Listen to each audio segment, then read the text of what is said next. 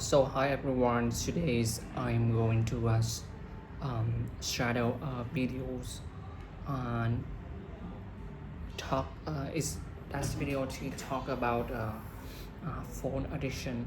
So one of the most common problem in our modern societies. Okay, let's get started. I hope you learned something new and yeah. Uh, okay, With the interesting facts. interesting fact. So first of all, I need to uh, choose the speed, because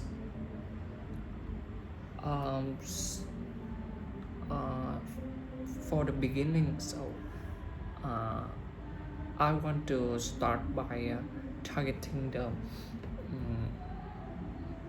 slow of the speed because it helped me um, uh, follows the script. Yeah, and okay, I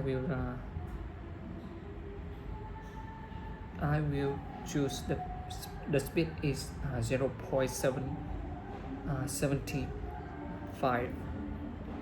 Okay, and let me turn on the volume. So Phone phone addiction addiction is also called nomophobia, which means no mobile phone phobia. Now, some of you maybe have heard mobile or mobile. or mobile. Both pronunciations are correct. Mobile is American English and mobile is British English. Next fact. The average person touches their phone 2,617 times a day.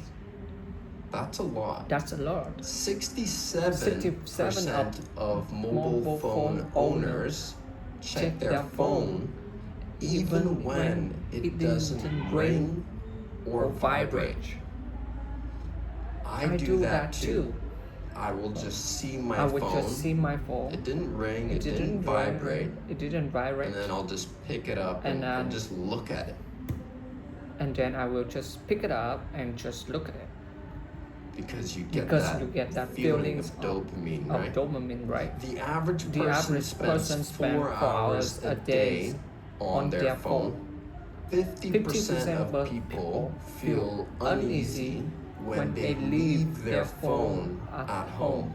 So when they leave their house without their phone, 50% feel uneasy. I'll admit, me too. If I leave without my phone, I don't want to leave for a long time. And over 60% of people aged 18 to 34 admit to being addicted to their phones. So those were some interesting facts. So now let's talk about what causes phone addiction. Well, the addiction starts with a chemical in your brain that you probably already know called dopamine. And most of the apps in your phones are designed to trigger that feelings of dopamine. You probably already know what dopamine is. It's that neurotransmitter chemical in your brain that makes you feel good for your reward system. But it also has a big role in your feelings of motivation. One study even showed that when mice didn't have dopamine in their brains, they they wouldn't go and try to find some food, food, and they would actually starve to death even when foods were put in front of them. So dopamine is extremely important to motivate us to go and do things that are important for our survival, like going out, socializing, finding food, and doing other things that keeps the human race alive, right?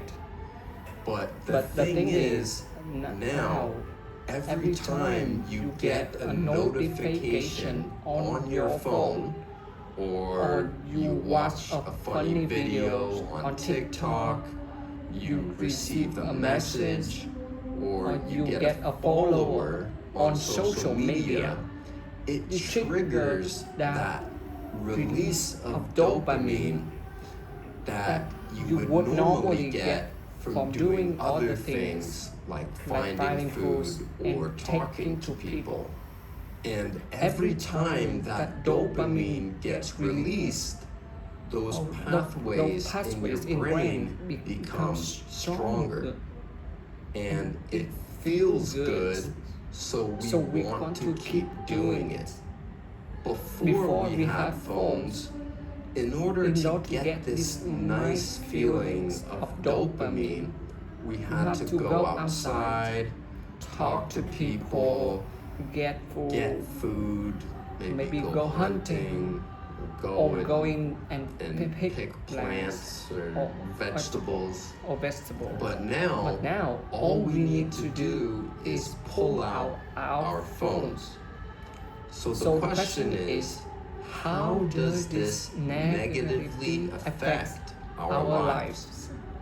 Well, one of the negative effects is it could make you start feeling less excited and happy about life, because those normal things that are supposed to make you feel good, like going out, talking to people, getting food, don't have that same effect anymore.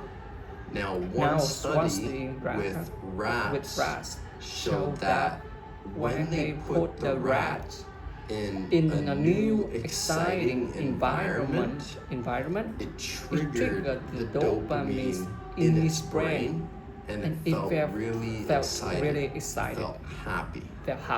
But if they gave that same rat dopamine treatment before putting it in this new exciting environment, then it didn't have the same dopamine release. They would give it dopamine, they'd be like, ooh, nice. And then they put it in the new environment, and it didn't feel excited as it normally should. That dopamine treatment is what our phones are doing to us. So when we go outside in an environment or do something exciting that should give us dopamine, it doesn't. So that's one negative part of phone addiction. But another negative part is that it decreases our attention spans. This decrease in our attention spans makes it harder to focus on tasks, right? Especially tasks that take a long time to do. And it also makes it harder to delay gratification.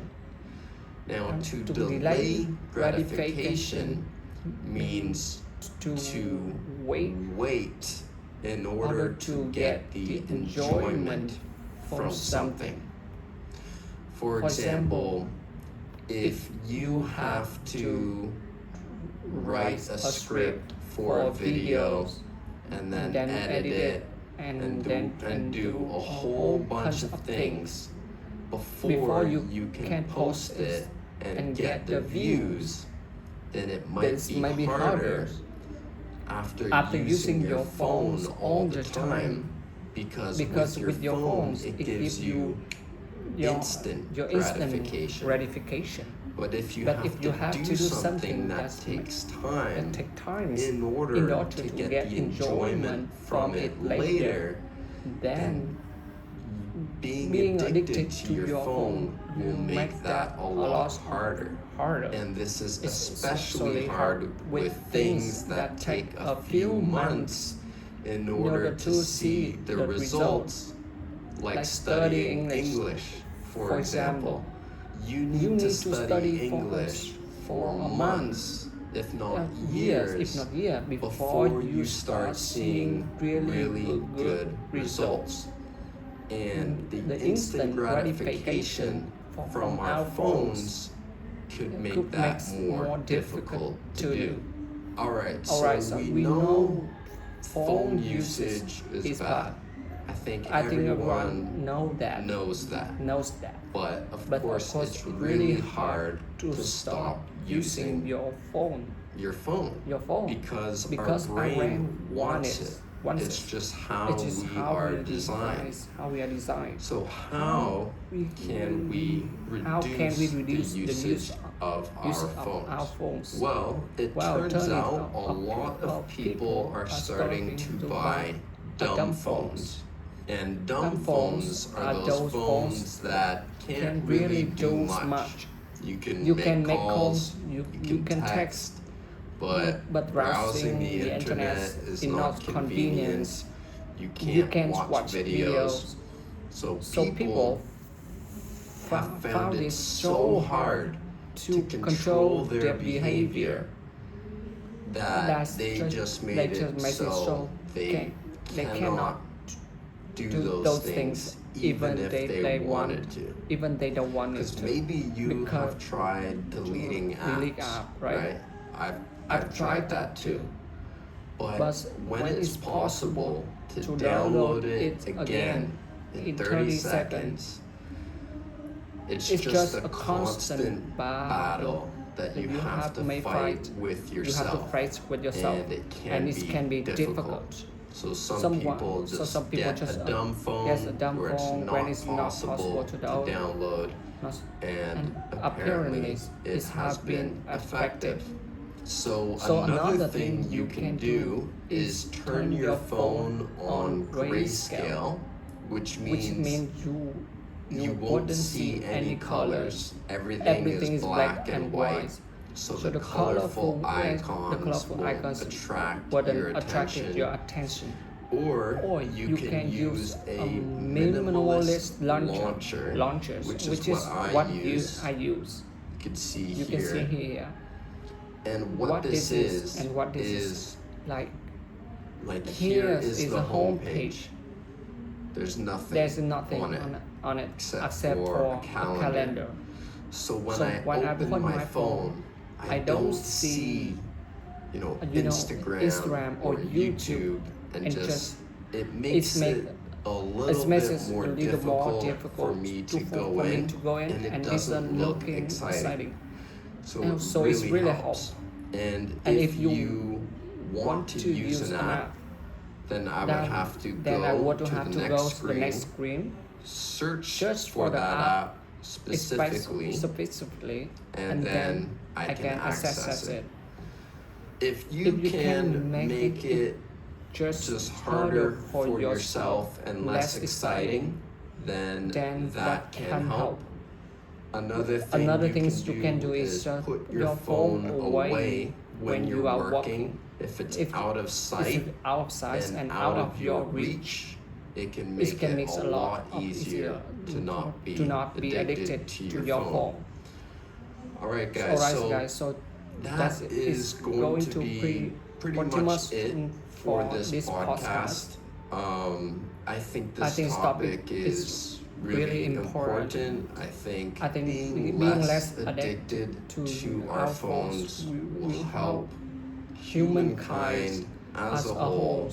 We can be more productive.